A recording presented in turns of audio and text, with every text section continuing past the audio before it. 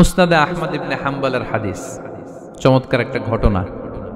কানগুলো খরগোশের কানের মতো খাড়া করে শোনেন। আল্লাহ রাসূল সাল্লাল্লাহু আলাইহি ওয়াসাল্লাম কোন একটা মজলিসে একজন আনসারী সাহাবীর ব্যাপারে ঘোষণা দিল, বলল, এখন যে সাহাবী এসে বসবে সে সাহাবী জান্নাতি।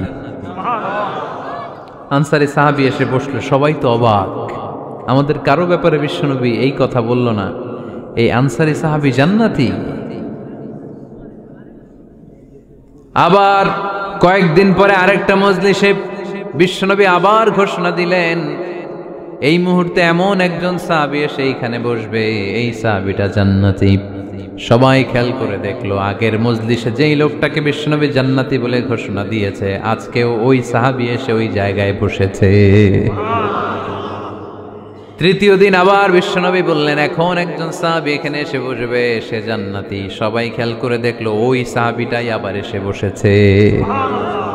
সবাই অবাক, কি আজীব, কি আছে এই সাহাবীর মধ্যে, যে সাহাবীর ব্যাপারে খুদ বিশ্বনবী তিনবার ঘোষণা দিলেন যে সে জান্নাতি। সবচেয়ে বেশি অবাক হয়েছিলেন সাইয়েদনা আব্দুল্লাহ ইবনে আমর ইবনে আস। মনে মনে ভাবলেন, এটা তো চারটেখানে কোনো কথা না, বিশ্বনবীর অ্যানাউন্সমেন্ট।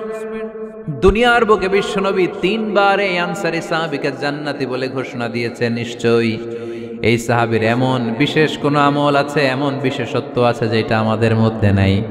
যেমন করেই হোক এই সাহাবীর ভেতরের সব খবর আমার জানতে হবে। সাইয়েদনা আব্দুল্লাহ ইবনে আমর ইবনে আস একবার পরিকল্পনা করে ওই সাহাবীর বাড়িতে চলে গেলেন, যে বললেন, ভাই, আমার আব্বার সাথে কয়েকদিন ধরে ঝগড়া, আমার ঘরে থাকতে মন চাচ্ছে না, তোমার বাসায় মেহমান হয়ে এসেছি, যদি তুমি অনুমতি দাও তোমার বাড়িতে 3 দিন মেহমান হয়ে আমি থাকতে চাই। কয়দিন? শুনতেছেন? বুঝতেছেন? কষ্ট হচ্ছে না তো? ওই আনসারী সাহাবী বলে, আহলান ওয়া সাহলান, খুশ আমদেদ, এ আমার সৌভাগ্য, আমার মেহমান হয়ে আপনি থাকবেন, আসেন আমার ঘরে থাকেন, এই ঘরে আমি থাকি, আর এই ঘরটা মেহমান হিসেবে আপনারে দিয়ে দিলাম, থাকেন। এবার আব্দুল্লাহ ইবনে আমর ইবনে আস খুব ভালোভাবে ফলো করতে লাগলেন, কখন এই আনসারী সাহাবী কি করে। 1 দিন, 2 দিন, 3 দিন পর্যন্ত ফলো করার পরে সাইয়েদনা আব্দুল্লাহ ইবনে আমর ইবনে আস এমন কোন বিশেষ আমল এই সাহাবীর মধ্যে খুঁজে পায় নাই। 3 দিন গভীরভাবে পর্যবেক্ষণ, অবজারভেশনের পরে বিশেষ কোনো আমল ওনার চোখে পড়ে নাই।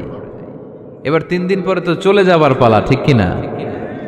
এবার তিনি সোজা সাপটা আনসারী সাহাবীর কাছে যে ভিতরের কথা খুলে বলে ফেললেন, বললেন, ও ভাই, আসলে আমার বাবার সাথে এমন বড় কোনো ঝগড়া আমার হয় নাই যে কারণে বাড়ি থেকে বের হয়ে তোমার মেহমান আমার হওয়া লাগবে, আমি বিশেষ এক উদ্দেশ্যে এসেছি। কি উদ্দেশ্য? আব্দুল্লাহ ইবনে আমর ইবনে আস এবার বলতে আরম্ভ করলেন, আমরা খেয়াল করেছি 3টা মজলিসে বিষ্ণু ঈসা ইসলাম তোমাকে জান্নাতি বলে ঘোষণা করেছে, তাই আমি জানার জন্য এসেছি তুমি এমন কি আমল করো যে কারণে বিশ্বনবী ঘোষণা দিলেন যে তুমি জান্নাতি। কি এমন বিশেষ আমল আছে তোমার, আমার একটু বলো, আমি ওই আমল করে জান্নাতি হতে চাই। আল্লাহু আকবার। এবার আনসারী সাহাবী মুখ খুললেন, উনি বললেন, ও ভাই আব্দুল্লাহ ইবনে আমর ইবনে আস, এমন কোনো বিশেষ আমল আমার নাই, হালাল পন্থায় রুজি করি, ব্যবসা করি, নামাজের সময় নামাজ পড়ি, রাতে এসে ঘুমিয়ে যাই, ফজরের আগ দিয়ে উঠে তাহাজ্জুদ করি, সময় মতো জিকির আজকার করি, কোরআন তেলাওয়াত করি, কিছু দান সদকা করি, সবাই যা করে আমিও তাই করি, স্পেশাল কোনো আমল আমার জীবনে নাই। তবে আব্দুল্লাহ ইবনে আমর ইবনে আস, শুনে রাখো, একটা কাজ আমি প্রতি রাতে করি, হয়তোবা এই কারণেও বিশ্বনবী আমার ব্যাপারে এমন ঘোষণা দিতে পারে। আব্দুল্লাহ বললেন, ও আনসারী সাহাবী, কি কাজ তুমি করো? এবার আনসারী সাহাবী বলতে লাগলেন, প্রতি রাতে যখন আমি আমার বিছানায় ঘুমোতে যাই, আমি কারো ব্যাপারে কোনো রাগ, কোনো হিংসা, কোনো ক্ষোভ অন্তরে নিয়ে ঘুমাতে যাই না। ওই দিন যার সাথে যা হয়েছে সবাই রে মাফ করে দিয়ে মিটমাট করে একটা প্রশান্ত অন্তর নিয়ে আমি বিছানায় ঘুমাতে যাই।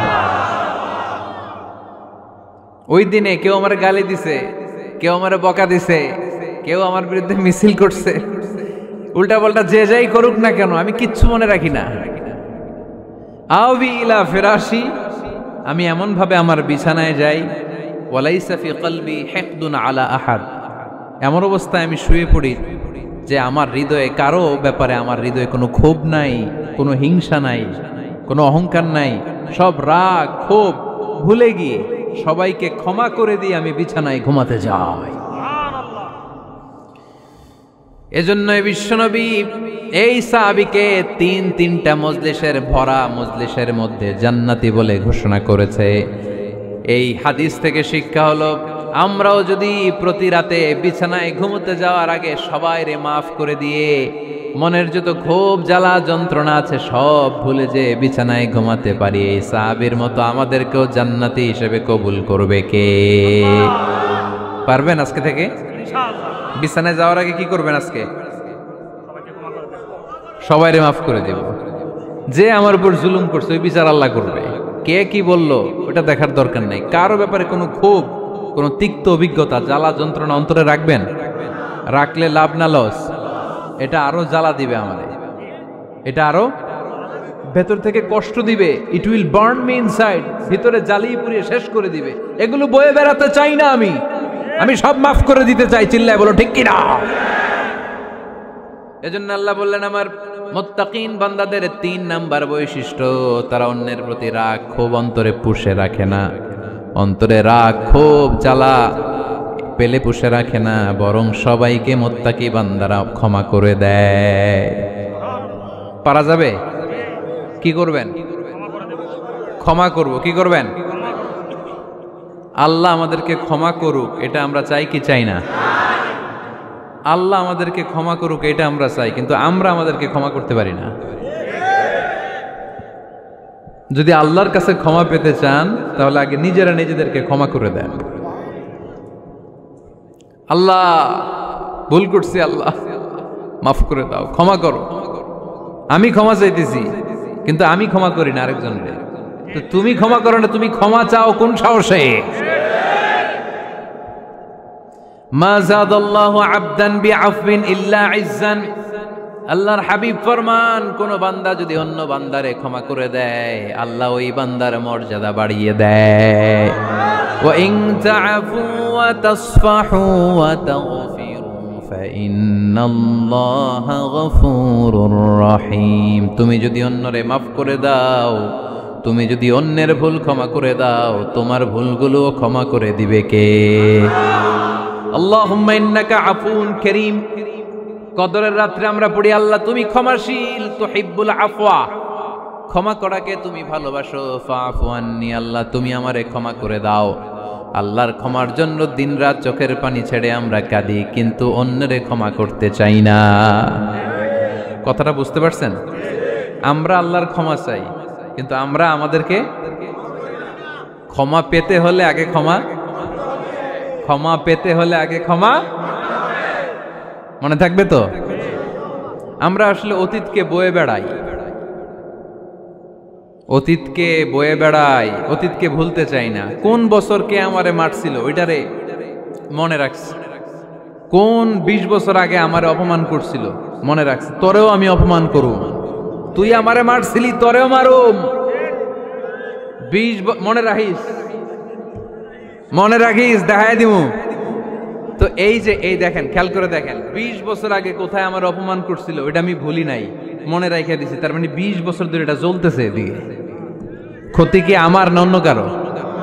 এগুলো ভিতরে জ্বলে, প্রতিহিংসার আগুন আপনারে জ্বালিয়ে দিবে। প্রতিশোধ নেয়ার আগুন দিনকে দিন আপনারে জ্বালায়। আপনি যদি একদিন ওরে অপমান করেন, মারেন, ও একদিন জ্বলবে, মরবে, কিন্তু প্রতিদিন আপনি জ্বলবেন। চিল্লা এখন ঠিক কিনা? রাসূল সাল্লাল্লাহু আলাইহি ওয়াসাল্লাম ক্ষমা করে দিতেন। মক্কা বিজয়ের দিন সব কাফির মুশরিক গুলো আল্লাহ রাসূল সাল্লাল্লাহু আলাইহি ওয়াসাল্লামের পায়ের সামনে থার করে কাঁপছিল। সবাই ভেবেছে আমরাও যেরকম পাষাণ, মুহাম্মদ মনে হয় তাই করবে, আমাদেরকে এবার কচুকাটা করবে। আল্লাহর রাসূল মক্কার কাফির মুশরিকদের এই দৃশ্য দেখে ঘোষণা দিয়ে দিলেন, ইযহাবু লা তাসরিবা আলাইকুমুল ইয়াউম, আজকে তোমাদের উপর আমার কোনো প্রতিশোধ নাই। ইযহাবু ফাআনতুমুত তালাকা, আমি তোমাদেরকে স্বাধীন করে দিলাম। ঐতিহাসিকরা বিশ্বনবীর এই বিশাল দিল দরিয়া দেখে অবাক হয়েছে।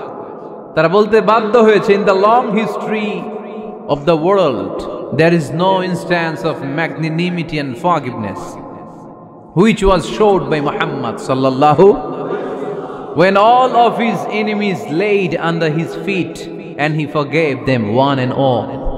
পৃথিবীর ইতিহাসে ক্ষমার এরকম নজির কোনো মানুষ দেখাতে পারে নাই। যখন তার ঘোর শত্রুরা তার পায়ের সামনে বসে থারথার করে কাঁপছিল, তিনি চাইলেই পিষে মারতে পারতেন, কিন্তু তা না করে তিনি ক্ষমা করে দিয়েছেন। এজন্য কি করবেন? কি করবেন?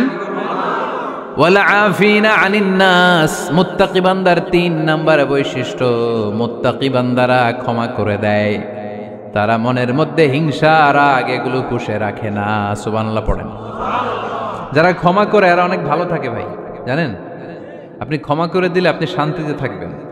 আপনি যদি আপনার ব্যাড এক্সপিরিয়েন্স, তিক্ত অভিজ্ঞতা, কে আপনারে গালি দিছিল, কষ্ট দিছিল, সবসময় এগুলো বয়ে বেড়ান, it will burn your self inside.